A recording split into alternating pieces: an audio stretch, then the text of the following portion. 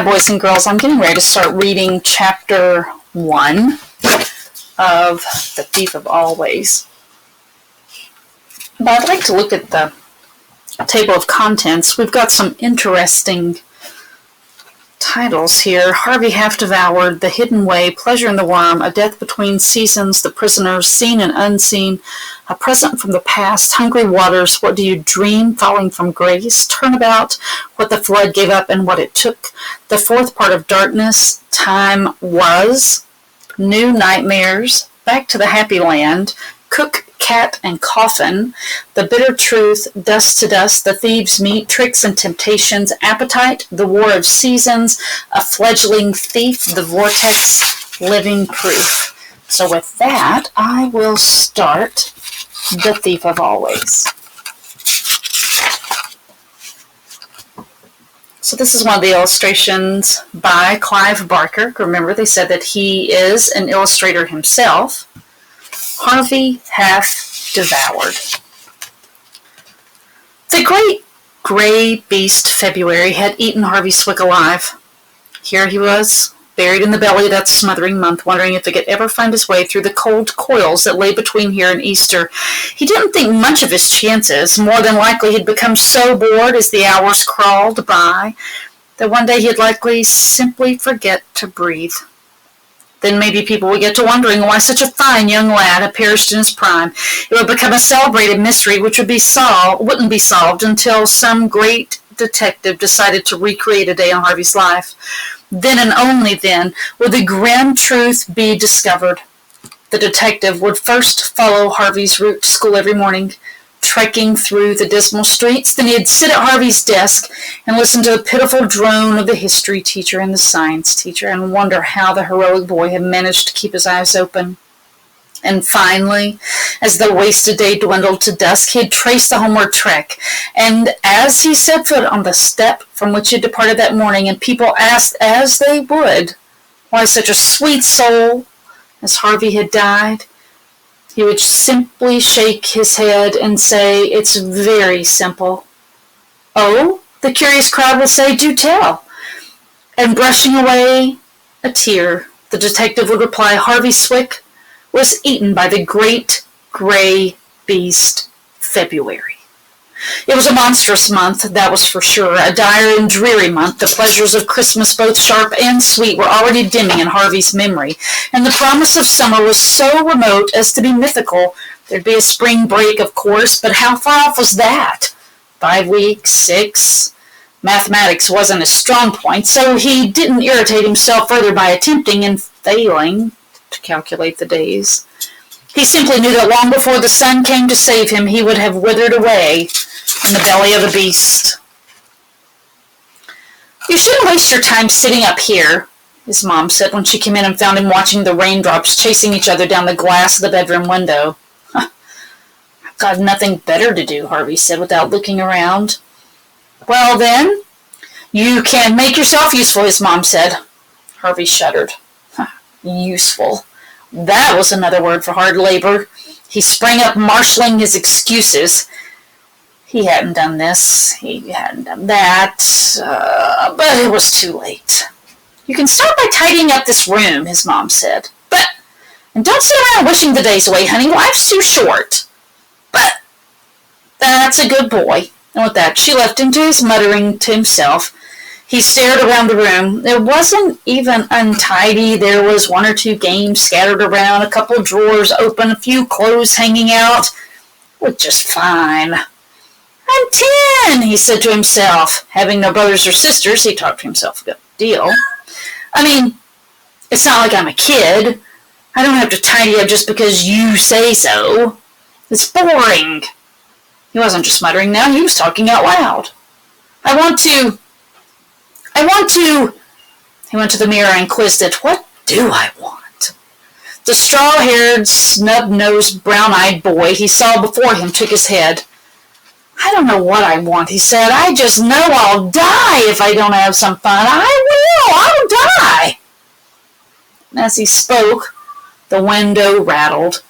A gust of wind blew hard against it, then a second, then a third, and even though Harvey didn't remember the window being so much as an inch ajar, it was suddenly thrown open. Cold rain spattered his face. Half closing his eyes, he crossed to the window and fumbled to slam it, making sure that the latch was in place this time. The wind had started his lamp moving, and when he turned back, the whole room seemed to be swinging around.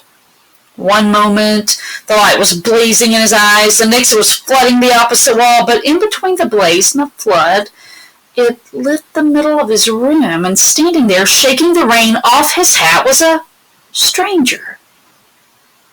He looked harmless enough. He was no more than 6 inches taller than Harvey, his frame scrawny, his skin distinctively yellowish in color. He was wearing a fancy suit, a pair of spectacles, and a lavish smile. "Who are you?" Harvey demanded, wondering how he could get past this interloper to the door. "Don't be nervous," the man replied, teasing off one of his suede gloves, taking Harvey's hand and shaking it. "My name's Rictus. You are Harvey Swick, aren't you?" Yes. Well, I thought for a moment I got the wrong house." Harvey couldn't take his eyes off Rictus's grin. It was wide enough to shame a shark, with 2 perfect rows of gleaming teeth. Rictus took off his spectacles, put a handkerchief from the pocket of his waterlogged jacket, and then stared up to mop off the raindrops. Either he or the handkerchief gave off an odor that was far from fragrant.